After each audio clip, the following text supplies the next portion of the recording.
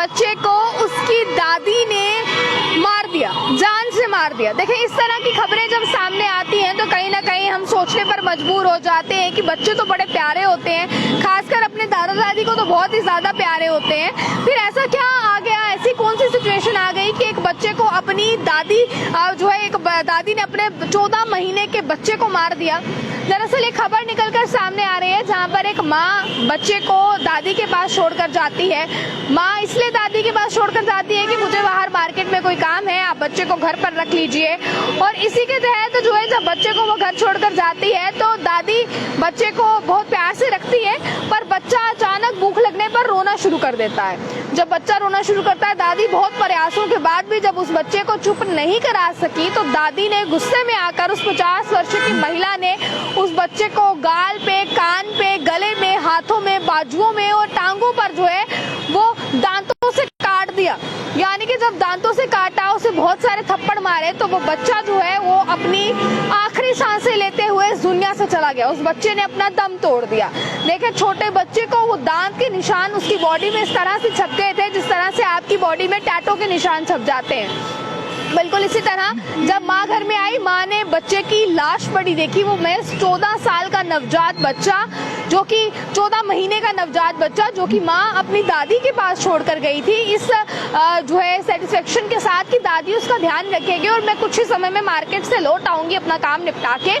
पर दादी को जब ये बात पुलिस स्टेशन पहुंची, फिलहाल पुलिस ने दादी को हिरासत में ले लिया। उस दादी की उम्र 50 साल थी। जब उस महिला से पूछा गया कि तुमने ऐसा क्यों किया, तो महिला ने बड़ी सादगी से इसका जवाब दिया। महिला ने कहा कि मैं इसे काफी समय से चुप कराने की कोशिश कर रही थी, पर ये चुप ही नहीं हो रहा था। ये रो रो कर मुझे इरिटेट कर रहा था, जिस वजह से मैं इरिटेट हो गई। मैं अपना कोई काम नहीं कर पा रही थी।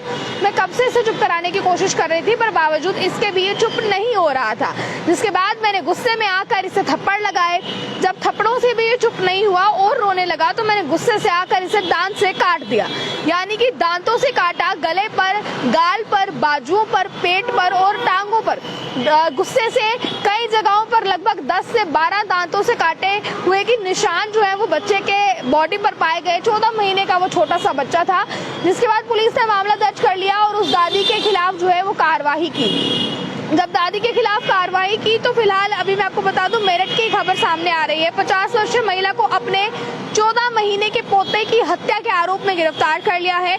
यहीं के पुलिस ऑफिसर ने यह भी बताया कि रो रो कर चुप कराने के में असफल होने के बाद इस दादी ने गुस्से में आकर उसके माथे पर, गाल पर, हाथ पर, पैर पर दांतों से काट दिया।